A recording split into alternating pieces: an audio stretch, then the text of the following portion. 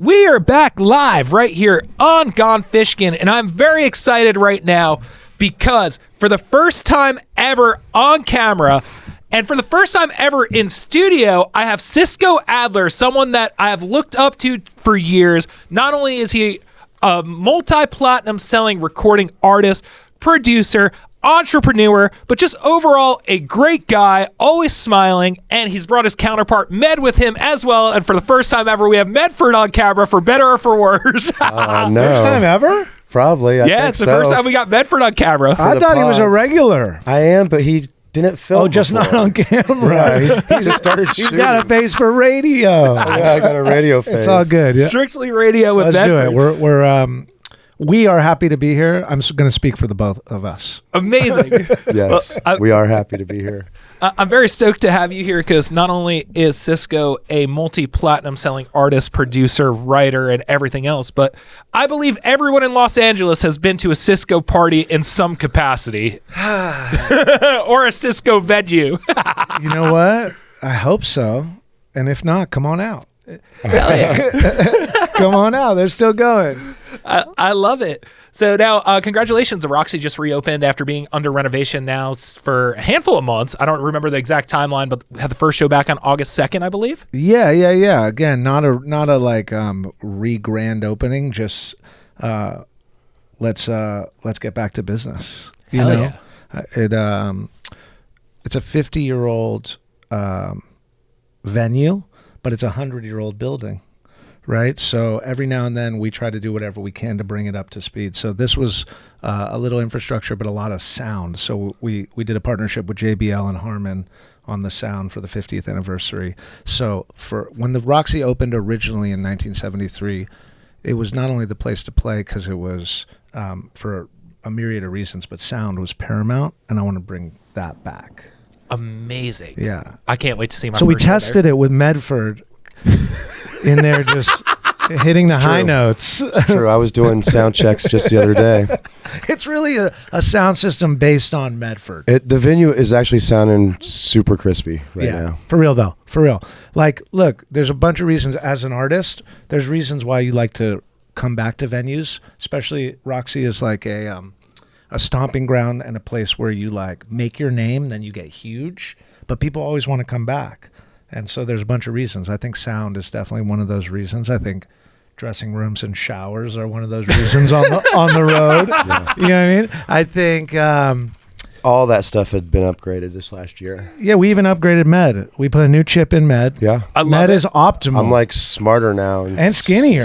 Look at this guy. He's ripped. I don't even know what happened. Med 2.0. I love it. And I noticed a new grill in his teeth, too, from Alligator Jesus. Yep, that was a side effect of the chip. That's where the chip lives. Hell yeah. Now, over the years, the Roxy has been the stomping grounds for some of the most iconic shows, not only more notably recently, it always being the hub for smaller Coachella side shows in between weekends. Like, I was lucky enough to see the 1975 there. Seen them twice there now, which is incredible. We have seen them twice there, Fish. Yeah, when you can see a giant band that can fill an arena or a stadium with energy and sound, and you put them in that room, and then they rise to the occasion for some reason because of because they've been separated from their crowd in those big rooms, right? Yep. So, yeah, I mean, I've seen some insane shows there because, like I said, that's it. People always want to come back. Exactly. You know? Billy Idol, most recently, is one of the bigger ones I could remember. When was that show? I think it was end of last year. I have that shirt. I think it was the 22nd. You literally wore that other shirt. You wore the shirt the other day. Yeah, I think it was the 22nd of Billy October Idol comes back a lot. He does. He loves it. That's so sick. And then it's home. It's home. The 50th anniversary show was Neil Young, right? Yeah, Neil opened it 50 years prior to that night, almost, I think, to the night, right? Damn. And that was pretty epic. We were blessed that night. Yeah. It was an unbelievable performance. I think the beautiful thing is right now there's new bands playing every night for the next 3 months that we're going to have the same feelings about in 5 years. I love that. And that's what's crazy to think about. It's like, think about all the nights, even both of you have experienced and seen bands there. And to you, you know they're going to break. And then some of them do. Beauty School Dropout? Yep. Yeah, you know what I mean? And like, that's what's so awesome about the size of the Roxy And I think it's why maybe I love to develop talent, and I think it's just ingrained in sort of what the ecosystem there does is like spot talent that has enormous potential, give them a environment to thrive in, and then watch what happens. That's like the chemistry of the Roxy. And Dude, Biggie is just overwhelmed with me today. there's a little puppy in here for y'all listening just on the audio feed. There's a beautiful little puppy, Fish and is it's been dope. reunited with its human counterpart. Every time I see Biggie, Medford. Biggie just flips out. So funny. And speaking of artists growing in there, not only is the Roxy just the Roxy. How about let's speak of you growing in there and becoming who you are too? That is all those very true. Fish So it's sets. not just the people on the stage, it's the people in the audience who go on to affect music and the music system, music ecosystem and the music business, and become people like you who are now cultural needle movers who are going to also help expose new talent. This is crazy. It's like a fucking petri dish of music. It's awesome. I remember one of the first times I went to the Roxy was for a local show. Like my friends were on it. I went there. I'm like, this venue's fucking sick. And then I saw State Champs and Neck Deep sell it out. Classic. And then I remember I met Medford. Look where they are now. Exactly. They're about to drop another record, hopefully very soon. I which don't is know incredible. when we met, Fish. I remember the night we met, and then I remember the first time that I was just standing by the bar, and Medford was like, DJ? Hey, no. He was like, hey, go plug in. No, I'll tell you that story. That's a very good story, actually. My first time DJ got rocks. But he saw me standing by the bar, and he's like, yo, come over here. You want a drink? And let me pour from his bottle. And I'm like, oh, this is sick. And then we started talking about radio stuff, and then he came in and co-hosted here.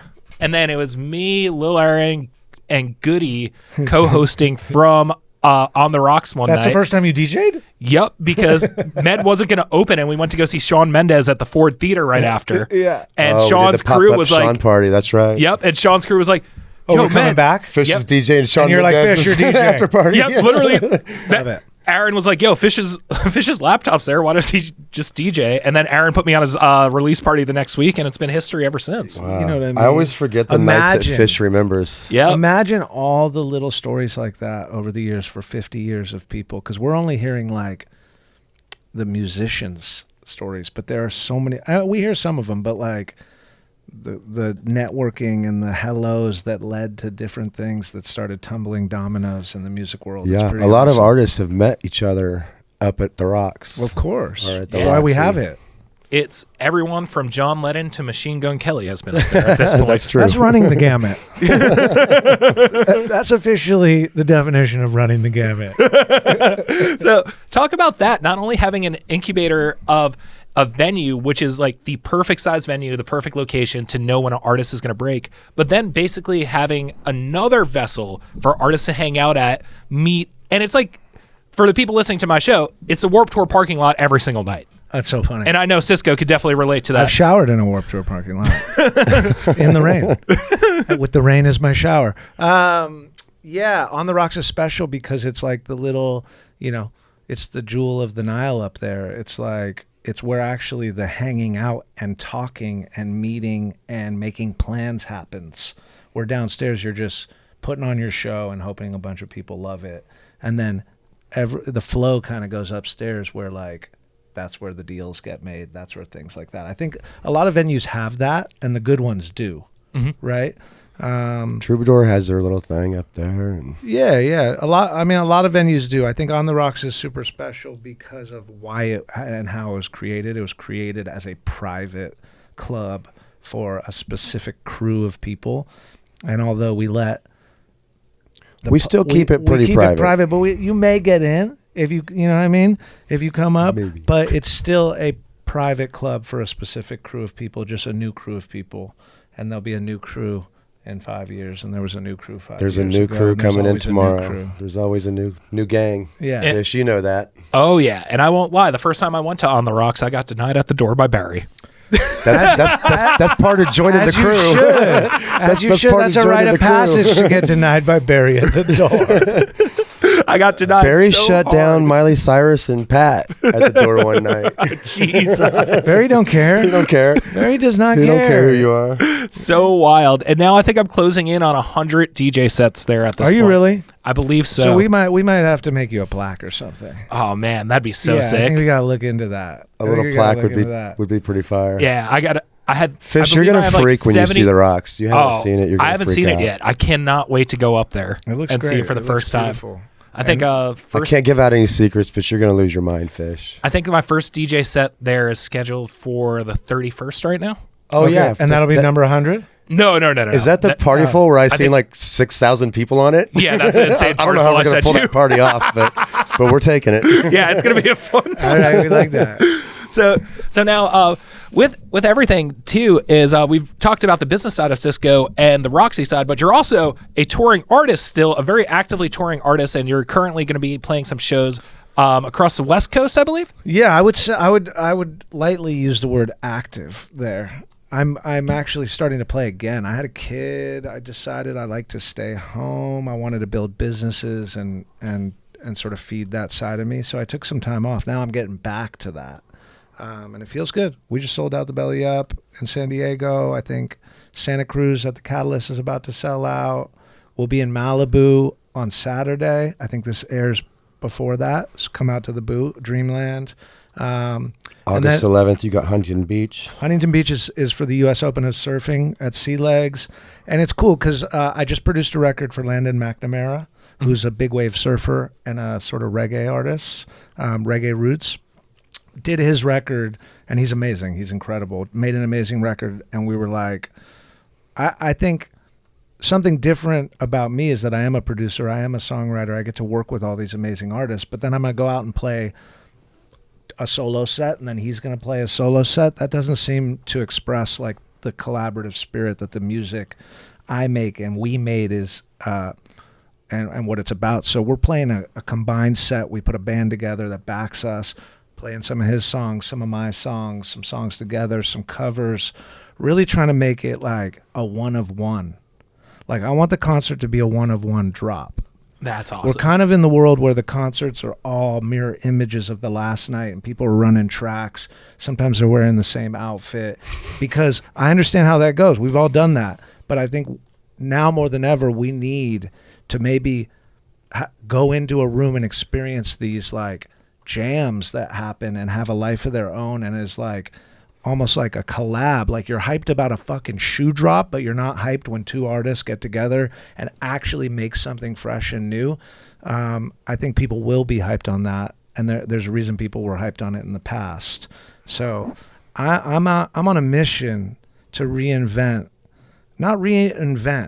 to sand down the floors of the live game and get back to, look, there's a time in DJ culture when you just want to hear the records and you want to hear a greatest hits of your fucking soundtrack of your life, and that's why DJ culture is so awesome. Then you have the way other end of the spectrum, which is just like this living, breathing, live, almost jam band thing that's starting to affect way more music than it used to. It's not just confined to its niche. And then what I don't want to ever be is in the middle, like doing half.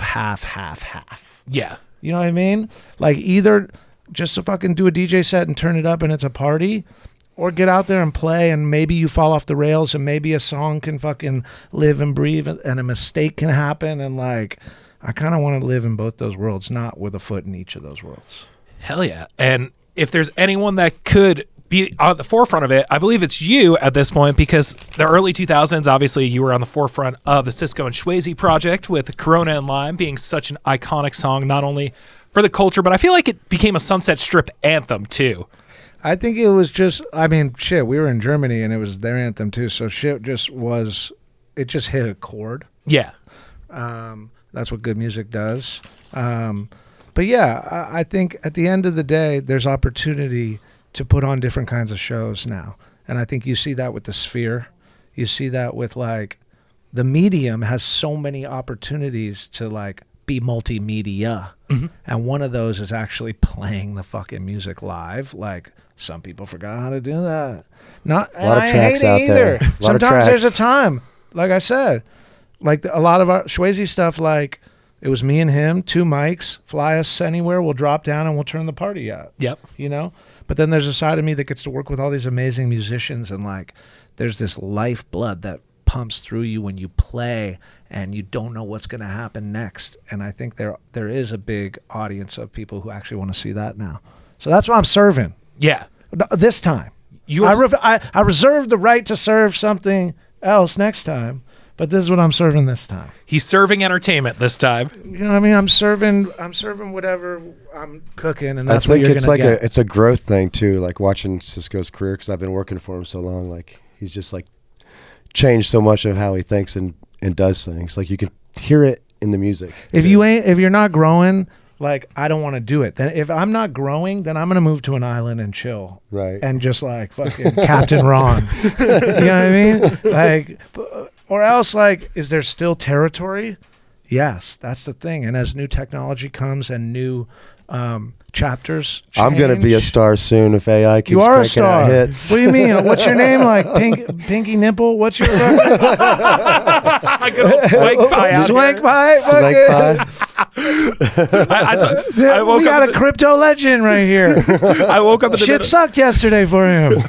yes. Sucked for It a wasn't lot a of pretty us. day for us in the crypto world yesterday. I woke up in the middle of the night to grab some more water, and I just like refreshed Twitter, and I just see Med tweeting from Moonlighting? He's moonlighting. Yeah, that's when he goes in deep at night. That's true. He tweeted idobi, I know you motherfuckers are scheduling this. No way you're awake right now at like I was up 1:30 like in the 2 morning. a.m.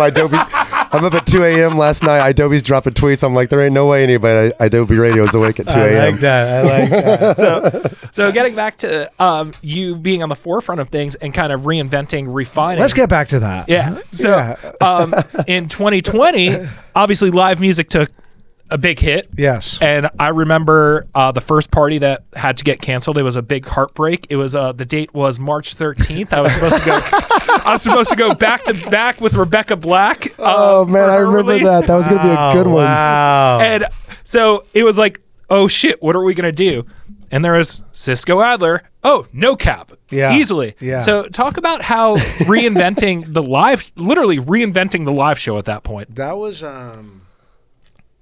I think, a combination of all my weird fucking toolkits just came into the light right then, which was like, yo, live music is taking a hit. A lot of my artist friends are calling me like, what the fuck do I do? Is there a new way to reach an audience? It was just one of those moments. I think, look, COVID was fucking a nightmare, but it was also an opportunity, right? Probably too much for some. That's why we all got fucked. But I think like in those times, that's when jumps happen.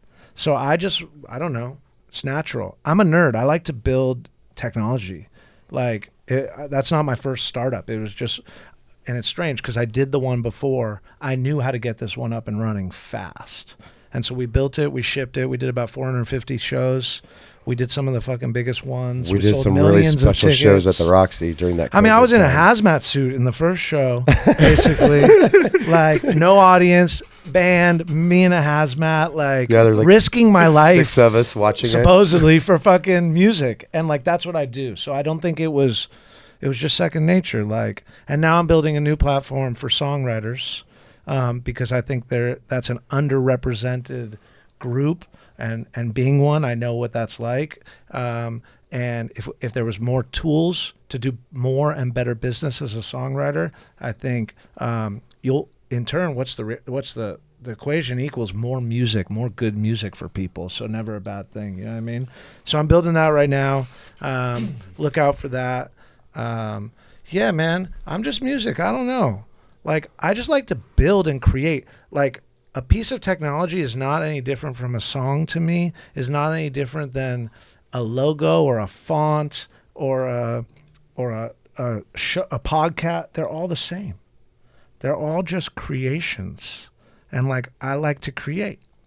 So like, it doesn't matter if it's a canvas or what that canvas is, I'm going to paint, Yeah. you know? Totally. And if I can solve problems for the business and the ecosystem that raised me and gave me life, which is music gives me everything I have, then I'm going to try to solve problems for music.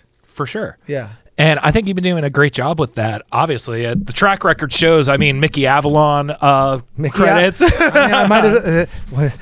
I saved music right at that point with Mickey Avalon. With my dick, I think you saved music. No, hold on. I just want to be It's a good clear. one, though. I actually did not make my dick. Really? No. Dirt Nasty made my dick. Out of context, that's going to be a weird sounding clip. That is the clip. Dirt I'm made gonna stay that out of beat. this clip. Dirt made that song. Dirt's a genius. Happy birthday, Dirt. He just had a birthday. And congratulations hell yeah. on getting that new role. Yeah, he's a big actor now. And Yeshi, who's Mickey Avalon, we did Jane Fonda, we did Mr. Right. Yeah, again, toolkit. I just walked in on some weirdo fucking doing some shit that I was like, whoa, I think I can add to that. Yeah. And then we got in and we made some classics. Like, I think he's a genius. So sick. Yeah. And then the point I was gonna get at is I feel like it got cut very short, and it was gonna be something really beautiful. What? Cocoon. You know what's funny? And I walked into a restaurant 2 days ago, and this kid was like, "Hey, I'm an artist. I went to the Cocoon, but I never saw you there." Or something. Cocoon did what it did, and it was special. For those of you who don't know, it was an incubator for talent. It was this house I had in the Boo that pretty much like any artist could go to at any time. And we threw a lot of And dope parties record, there. Yep. Party, network. Again, creating an environment for magic to happen through music. Again, no different than anything. So it was awesome. And now I have Cold Canyon Club, which is similar spirit, but more of a business model. not as You know, wild. Also, COVID happened during Cocoon. Yeah, like 2 months in. And so, like, a bunch of the Cocooners were just trapped there in paradise. And they were just raging. And they started, like, fucking each other and fighting. And, like, anytime that happens, it turns into a little bit of a frat house. But we had thousands of artists come through, either digitally or in person. And Break, an artist who I signed because he found me via the Cocoon, we just did a deal with Thriller Records, who you probably know. Yep. And he's starting to take off and pop off, and that's a 5-year in the making project. And Break is so fucking talented. Dude, Break has made the best On the Rocks video ever. You fair enough. I don't know. There's a lot of them, but you might have seen him on your feed. He's got bright orange hair and he sings fucking alt sort of country, the alternative songs we call it. Yeah, dude. I don't think any of it's different, and I appreciate you for acknowledging it in any of its forms. But at the end of the day, it's just how do I scale what I wake up to do, which is like to make music with amazing, fucking weird, wonderful people and try to get it to as many people on earth as possible. I love that. Because something that's so telling about you is you threw a Cinco de Mayo show, which it was the dopest fucking lineup that ever, and I got included on the it. one PK did? Yeah, it was Paris Jackson, Pablo Dillon, Brandon Jenner, Very interesting lineup. That was a weird you, lineup. and then I was DJing it. And so, I hosted it. And Medford hosted it. That's a very interesting lineup right there. Her music is sounding really good right now too. Yeah. She's been working on. So I want to ask you, how do you go from a show like that to back into business mode, back into, there's probably some random party at On the Rocks, maybe it's a name, maybe it's not a name, Yeah. but you somehow treat everything with the same respect and the same attentiveness, no matter the size of the artist or person. Yeah, thank you for saying that. And I love that. That's like core to my being. I think I learned it from my dad, to be honest. I think it's like, if it isn't worth paying attention to every detail, it's probably not worth doing it. It definitely isn't to me, right? Execution. Everyone can have an idea, but like execute it. And in this space, there's other people's careers and potential that I'm shepherding.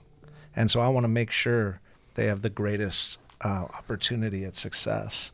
Yeah, man, I appreciate you, Fish. Of course. Fish always knows how Look to at pump Fish. people I up, appreciate dude. you. Come on, man. Fish is the best Fish at is pumping Carson people Daly up. of the Strip over here. Man, it's been a very fun time DJing at On the Rocks, and going to continue to be a very No, fun you know what? time. It's a family, Fish, and you're part of the family. Oh, I appreciate And Medford that. is a part of the family, obviously, and everything I think I've ever done. But the Roxy family is a big, beautifully functional, dysfunctional family. and new characters come in every day, and old characters come back every day. It's kind of like a rock and roll Cheers. It truly is. Right? It's definitely a rock and roll Cheers. I'm Woody. There's some nights that Med makes me end with the Cheers theme song. That's true. I mean, it's official. That used to be the song we would put on at the end. Yeah, my personal go-to is always Be My Baby by Mariah I mean, Carey. look, That's a good I one, met too. Medford in Kansas Yeah. at a show. Colorado at a show. No, I came to that's where I Colorado. met you, but I met you in Kansas at the merch booth like a year before that. That's right. We drank And then I like Coronas. Medford's a soldier, bro. And one thing is like, if I meet someone and I see potential, I don't care if it's music, Yeah. right? Medford was just a legend in the making right here. Gotta give the dude the keys to the fucking candy shop and see what he'll do. You Gave me know? those keys and we did it, Fish. You know what I mean? So I think it's funny because like I'll be at a toll booth and like the person just seems like a magical unicorn and I'm like, fuck, like how that person needs to like be running a company because of how they approach the toll booth. And I think it goes back to what you said, their attention to detail, their attention to what they're doing. I maybe connect there. And I go, oh, fuck, I respect that. Let's go. And maybe that's what it was. This fool came in. Everyone was pissed because he came in and started working on the tour and was actually doing the job. And everyone's like, oh, I don't know about this med guy. It's because they just wanted to sit around and smoke weed and someone was actually getting work done. I took over that entire tour and TM'd for everybody that was on that tour. Funny. I was loading stuff in for Pat Brown and Mod Sun. They were like, who the hell are you? The size of like 5 dead bodies. I'm like, no, the bag's not coming. Yeah. And he left the bag. Jeez, he moved into my apartment for 6 months with literally a backpack. I can't imagine. I've if Because he anyone left changed. the bag. He has I no more learned. stuff since that day. I learned. That's so good. Hell yeah. So now, with everything you've done over the course of the last, I'd probably say like 25 to 30 years How in crazy is music, yeah, insane. And it's been consistent too. There's never been a time where I feel like anyone's been like, what's Cisco Adler up to? Because Interesting. everyone knows what you're up to. That's very awesome. Because you're always up to something. All right. So now, what else do you want to accomplish in your career, whether it be entrepreneurship, musician related? Ooh, wow, I love that. And we can't forget how you had your own TV show on MTV for a little bit as well. We did some of that. I want to have a music festival. I want to. I did a restaurant and it was a nightmare, but the building of it was so fun and like the It was fun. conceptualizing is so That was the fun. fun part. I just don't like the part after that. Yeah. But I definitely would love to like build a hotel or like something like a destination, right? And yeah, I just want to make music and keep making music till I'm hunched over in a chair and as long as I can strum, I'll still make music. As long as there's fucking undiscovered territory, I'll discover it. I love that. Yeah, Hell yeah. that's it. I want to keep talking to you guys for 2 hours, but I don't think we could top that. We, You know what's good is like we're friends here and like friends talk, Yeah. and that's when something's you'll beautiful. get us again over here, Fish. Exactly. We'll us come over back. again. The setup is legit. I've gotten used to the microphone being so close to my face. I like, Cisco's I only like it, complaint. Fish. Yeah. I like what you did to the space. It's beautiful. I can't taste And right. I'm I feel hyped like- for you, Fish. Thank I really you. am. Like, because I've watched your trajectory, and you still have like some amazing things you're about to do because I think you've put yourself in the right position of passion meeting purpose, and like you actually fucking love what you do. Oh, I And appreciate that's that. when you win. He's crushing it. His guests are getting bigger. I mean, I see it. The neon signs are getting brighter. It's true. The light bulbs are getting a little Yeah, bit brighter no. and staying out a little bit No, longer. I'm psyched for you, and you're awesome. Thank you. Thank you. I really appreciate it. And a lot of this wouldn't be possible without Medford and Cisco throughout the years, introducing me to some of the biggest guests on my show, having me DJ their parties before they were hitting me up to DJ their own parties. You know what, though? You can set them up, but if you don't knock them down, and you've been knocking them down. Thank so we'll you. keep setting them up. Hell yeah. Well, I can't wait to see what the future holds for you guys, for us collectively. Rocks parties. Rocks parties. I can't wait to get back there. I feel like that's a part of my life that's truly been missing the last few I'm months. sure. Definitely. All of us. All of I'm us. ready to switch back to my nightlife shift and get off my day schedule. Yeah, seeing Medford tweeting omelets, I can't have that on my feed anymore. Yeah, I need to get That's off my strictly omelet 1 diet. a.m. pizzas. You know what I mean? Omelets and crypto. Exactly. What else is there in life? Shout out Bitcoin puppets. So how can everyone keep up with you guys? What's Twitter, Facebook? Look, we're in 2024. Find me if you want to Yeah. find me. If not, Do the legwork. do the legwork. do a little fucking work. Do a search. Yeah, do a search, man. AI will find you, us, you, everybody.